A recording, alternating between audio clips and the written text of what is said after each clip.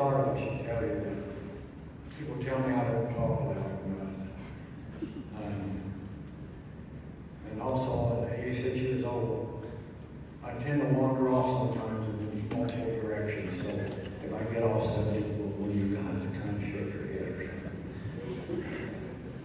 Okay. First, I'd like to introduce my family. My son Joe, he works for a company out of Australia. His wife Michelle, she's a naturopathic physician, and you see her after the service if you want to know more about what that is. Their son William, 14 years old, and a very tech-savvy young man, preparing to build his second computer. And my granddaughter, Rose, she's 10 years old, and is preparing to introduce a pirouette into her upcoming dance recital. She also goes to Spanish immersion school and is very good at Spanish if anybody needs a translator. My daughter Julie, she works at Raleigh Hospital, essentially teaching new mothers how to be mothers. Her husband Rick is in network security at the IU Health hospitals. And their daughter Marie, and I'm sure you see her up here all the time in her altar outfit. She's about to graduate from IU Indy, not UIndy, but IU Indy, and with a degree in something. She also is a gymnastics coach and plays in the Circle City Sidewalk Stompers band. And as does Rick. Rick plays trumpet, is all over the state playing in symphonies and orchestras band. Is that all of you? It might be. Oh, Jason. Jason lives here in Mooresville. He works for a company called PDX, an internet company. And so you might see him around here installing router or holding people's hands while they try to figure out how to work the computer. And you're also playing Kroger almost every day, looking for bargains. And that I got from Carol. And when he finds them, he'll bring them to me, and sometimes I think, I'm not even that.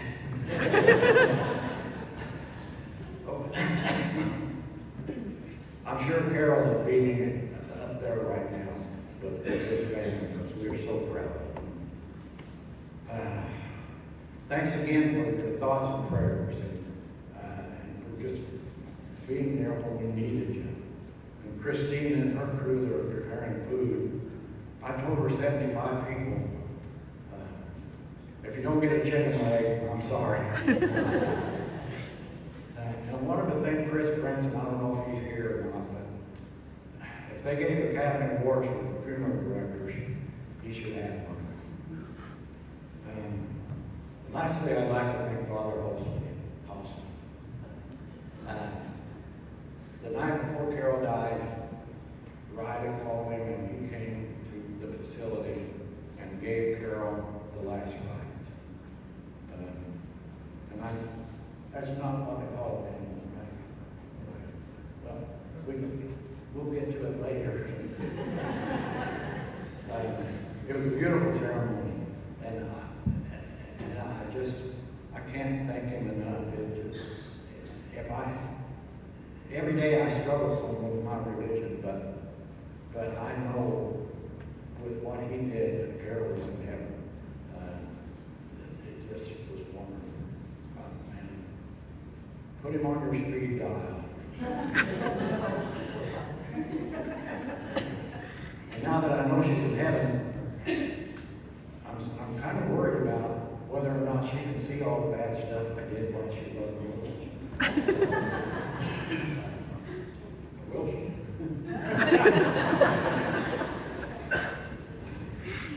Okay. I tell you more about Carol. There's, in her obituary, you can see what a wonderful, amazing woman she was. So I don't want to get into that. It's printed on the programs. So I thought what I would do is kind of start with our courtship. I'm just going to say this.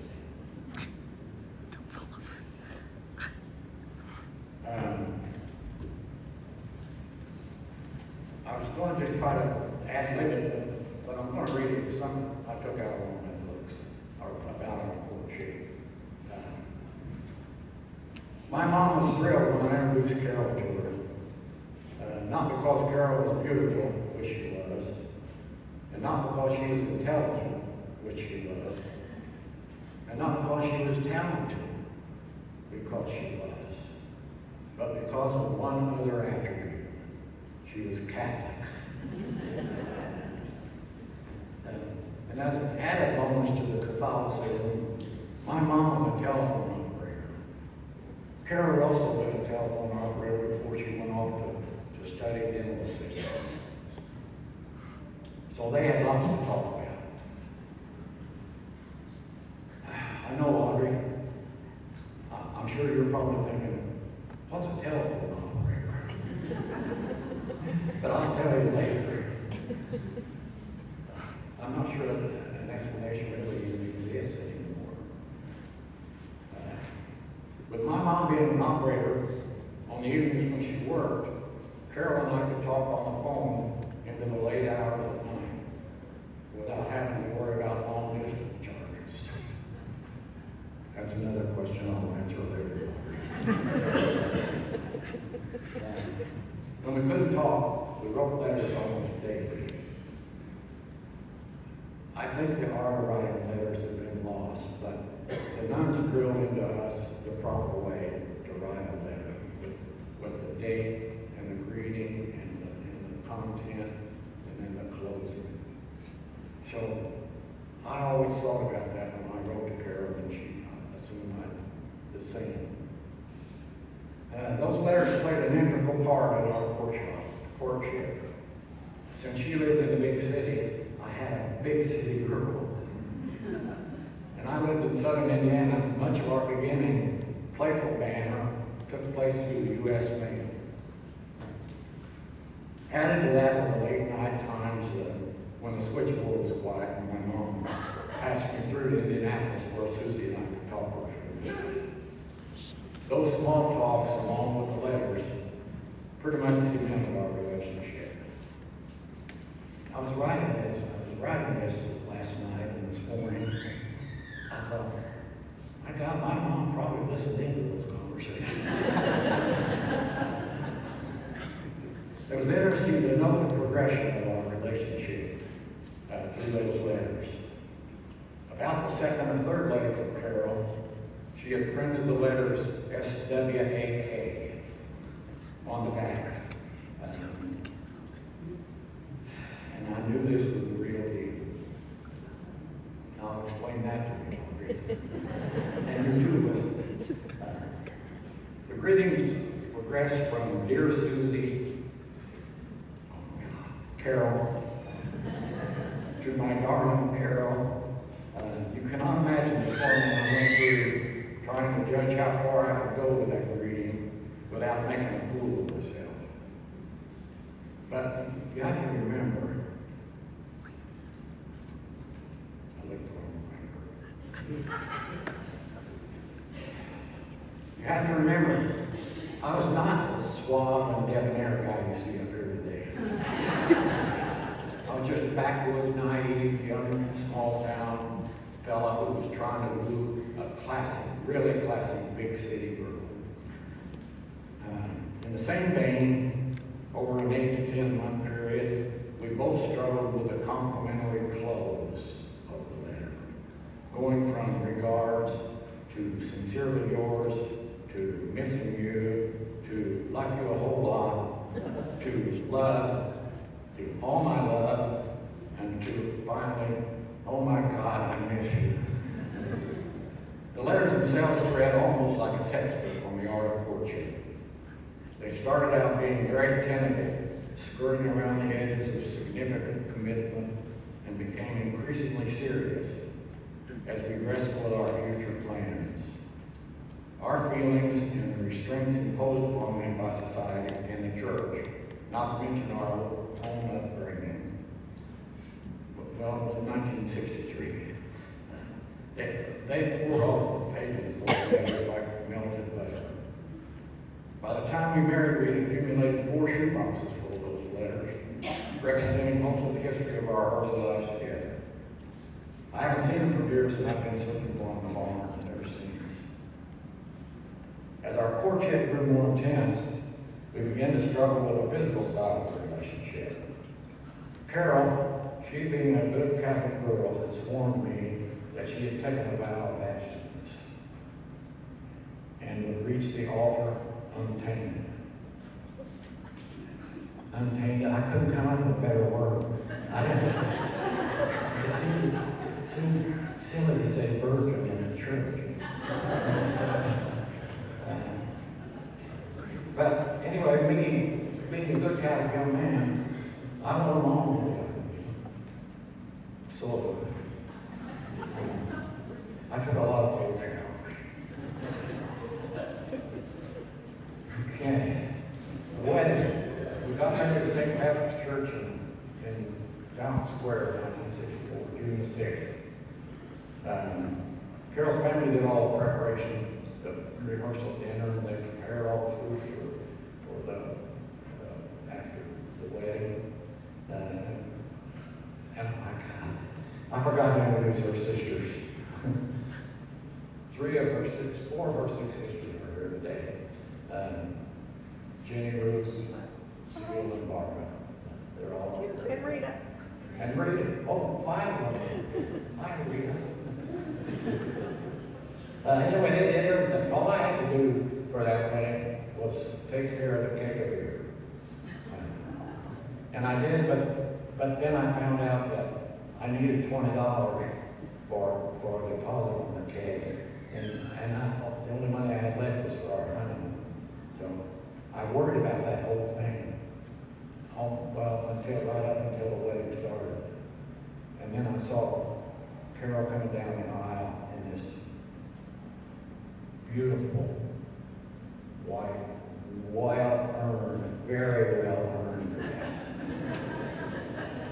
and I forgot all about the $20. And to this day, I don't know why. But we did have beer. You can't have beer.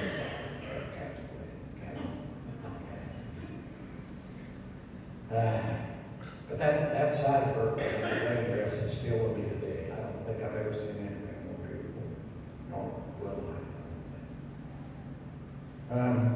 sometime later on, we built a house down here in Mooresville. Took us a year. We bought a kit from a company. They put in the foundation and put up the structure and put a roof on it. We took it from there. Took a long time, but we finally got there. And Carol, I was worried about her being a city girl, trying to live in the country, but she took to it like a duck to water. Before you know, we had chickens and dogs and cats and a ferret, which I'll tell you about later. Pigs, thanks to Larry Clemens.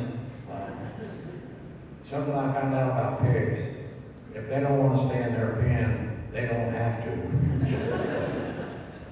I got so many calls in my neighborhood.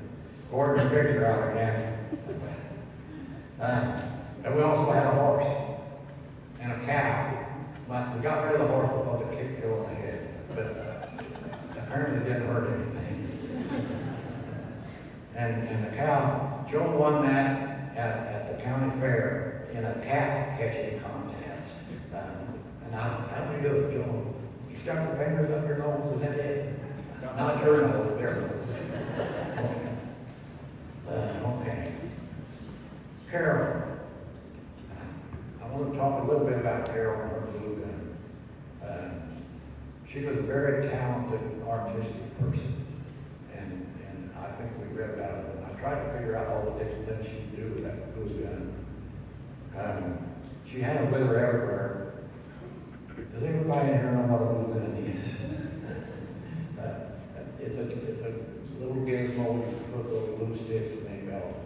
You can glue anything together with it, or so we thought. She'd go out in the woods and come back around a 20-foot long grapevine and fashion it into a beautiful wreath that just blew me away that she could do that stuff. But the glue gun, we ran into trouble. I mentioned the ferret. One weekend, Carol volunteered to take care of her nephew's 2 guinea pigs. We put them in the garage along with the ferret, not knowing that they were natural enemies. The next morning, when we went out there, those 2 ferrets they'd been torn to shreds. One was gone and the other one was hanging on for dear life. But it had an eye coming out of its socket. And Carol running got her glue gun and tried to put that eye back in there, but it just wouldn't stay. Okay. Actually, a few years ago I went to the funeral of a friend of Jason's, his father. And I don't know what religion they were, and I didn't even know the man actually. But I looked to see if maybe there was a rosary in his hand, and there wasn't.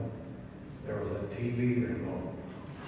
And when I was looking at that casket, I thought, we should have put that glue gun in. Okay. All right. There's a lot to be said about Carol and her blues. I don't want to get into it too deeply. Maybe after the meal or after we get in there, you can talk to the kids or to her sisters about her temper. I'm a person that likes to follow the rules. And I should have asked Carol about that before we got married. Because she didn't follow any rules.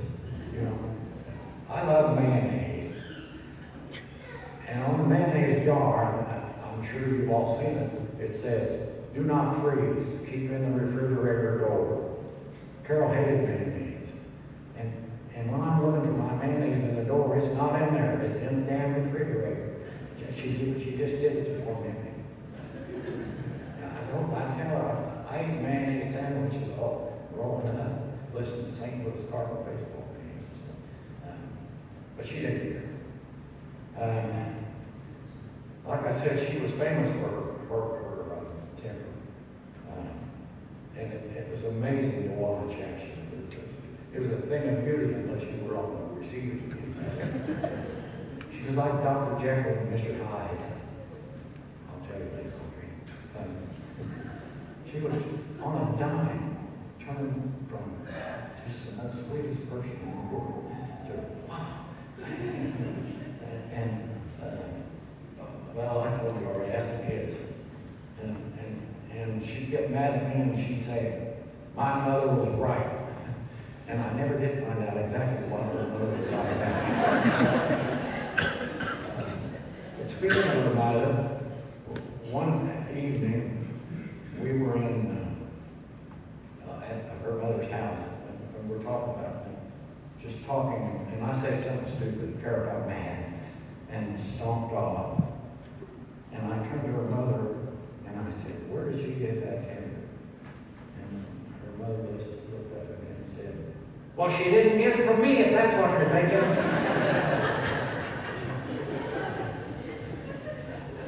Carol could also be handicapable hands.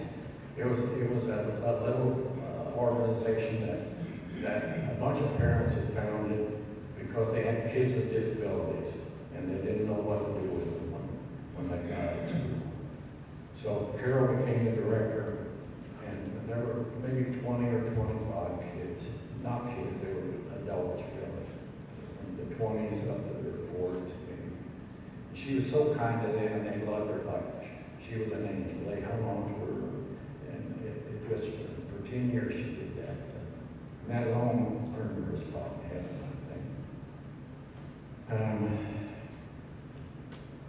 I think that's about all. Maybe.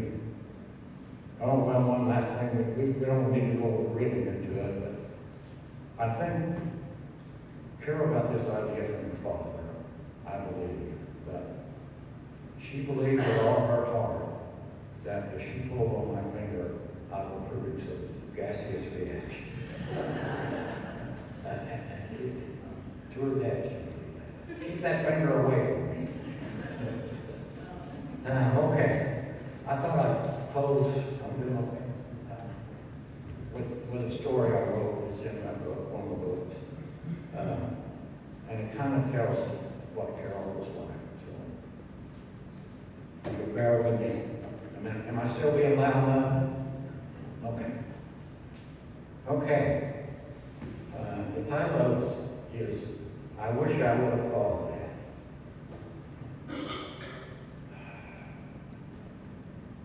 This is the story of a large family. 8 children and not soon to be 9. 2 or 3 years later, Barbara came along. And the house was anything but large. Oh, sure, the mom and dad considered it a 2-story home, but it was really only a story and a half, and not much of a half at that. There were 6, later 7 girls in there with about 1 bathroom. In God's name, they got ready for school beyond me. The home's one maximum, a place for everything, and everything in its place could have originated here. The house sat on a small, quiet-sized street as the city's near south side. The large front porch that stretched across the front of the house added precious space and was always in use except on the coldest of days. It was a good place to do homework or play when there was time for such things. The one bathroom in the house was kept busy most hours of the day and into the late evening. The kitchen table was long up to accommodate the 10 of them, which it did every morning and every evening, every day of the year. The routine of church, work, school, meals, and sleep went by on a daily basis without interruption until a particularly warm spring day in 1952. A new television, the first in the family, set proudly in a place of honor in the living room. The long table in the kitchen was still loaded down with the supper dishes as the family finished eating and immediately gathered around to watch their newest possession. A little girl, second oldest of the 9 children, and she was almost 10, sat with her parents, sisters, and 2 brothers, watching the grainy black and white picture being beamed into their living room from the tall tower on the Blood Road in Indianapolis. WTTV Channel 4. Anybody watch Cowboy Bob? Oh, you're all too young. This little girl watched, mesmerized, taking her eyes off the screen only long enough to give her baby sister, whom she was holding, a fresh bottle of milk. The picture on the television showed the waters of a huge lake, and a man standing on the bank was calling it the Great Salt Lake. It was an interesting story, and because it was the first thing they'd seen on their new television, the little girl wanted to see it in person. She turned to her mom and dad. Do you think we could visit there, she asked, not knowing she might as well have asked for a trip to the moon. Her dad looked at her mom and said, not right now, but maybe someday. That's okay. When I get big, I'll just take you guys, the little girl told him. The show ended and the television was turned off. Baths were taken, and lunches made in preparation for school the next day. The Great Salt Lake was forgotten and the years passed. The little girl grew up, met a handsome stranger, married and began to raise a family of her own. That could have been the end of the story, but it wasn't. Fast forward 40-odd years. Susie, Carol, and I are in Salt Lake City preparing to do a little sightseeing. I want to see the Great Salt Lake, she said. Okay, Susie dear, but first I plan on seeing the genealogy library. I don't care about any library. I want to see the lake. She was being about it. Okay, I said. So So if the truth would be told, the handsome stranger wanted to see that lake too. We drove west until the great waves, great waters loomed before us, and found a place to pull over on the edge of the water. Susie got out and rummaged around in the back of the truck. "What are you looking for?" I asked her. "Nothing," she replied, and walked to the water's edge. She bent over and tasted it. "Yep, it's salt, all right." I took some pictures while she waited along the shore. "It sure is big," she said, barely speaking above a whisper, but not near as big as I imagined. "What did you say?" I asked, not hearing her since she was so quiet. "Nothing." She took one last look around and we headed on west. A couple of months later, and a long trip, we returned to Indiana. We spent a couple of weeks getting the garden back in shape. It was getting cold. And then one afternoon found ourselves on the south side of Indianapolis. "How far is it to the cemetery?" Susie said. "I'd like to go see my mom and dad." "Not far," I told her. We'll just do that." I drove down South Meridian Street to the wrought iron cemetery entrance. We don't get there very often, maybe a couple times a year, and we always have trouble finding our mom and dad's graves. You guys still have that trouble?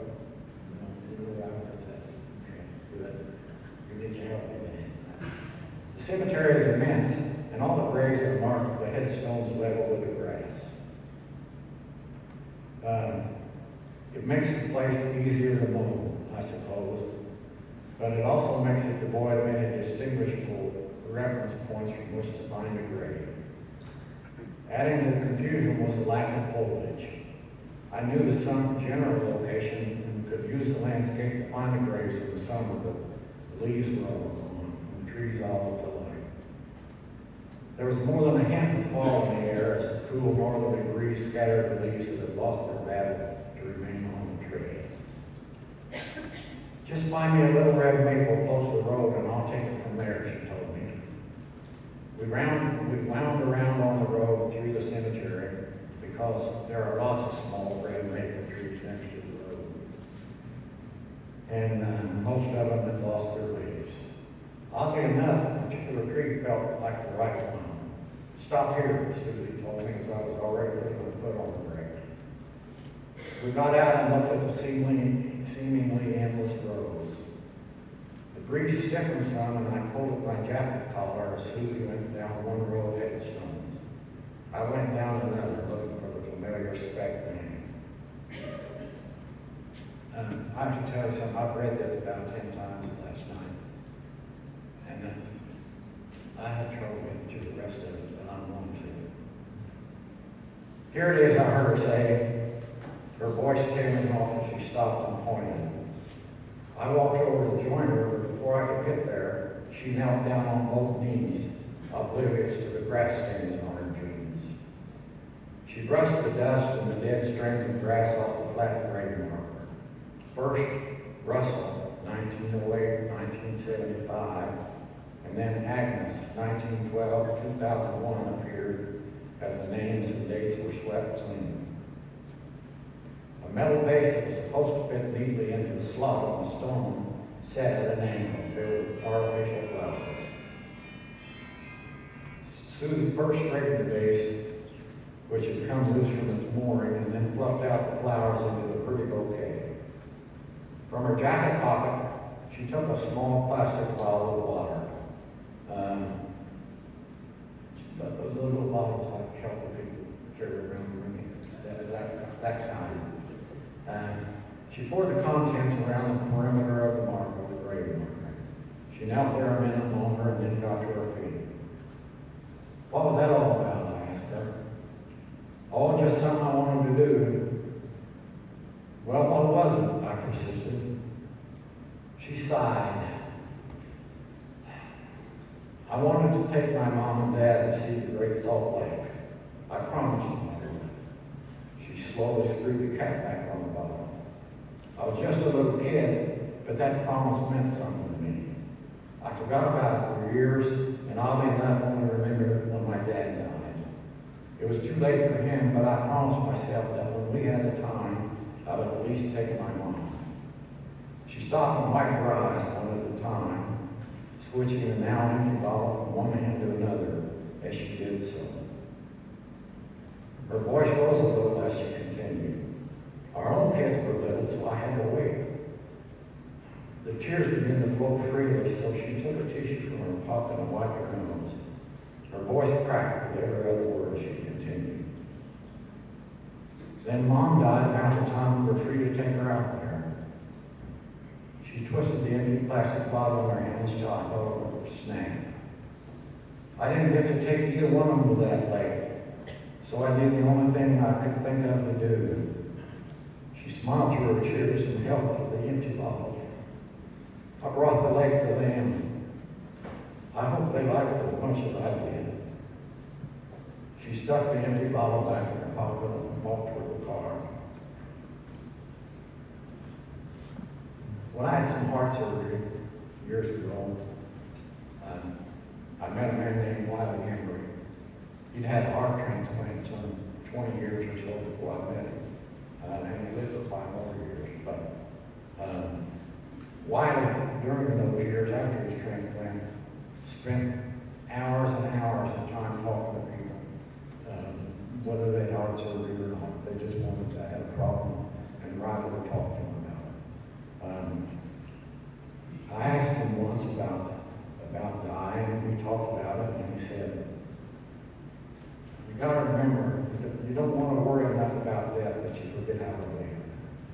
And I've tried to be like that. And one other thing he told me was that I'm probably going to forget it, and I meant to write it down. Give me just a second.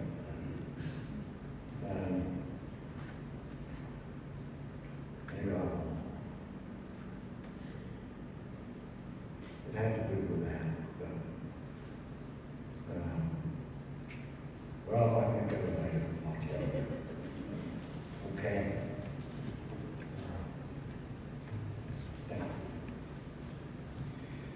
When I asked Father about how long I should talk, he said 8 minutes. I don't know how we did.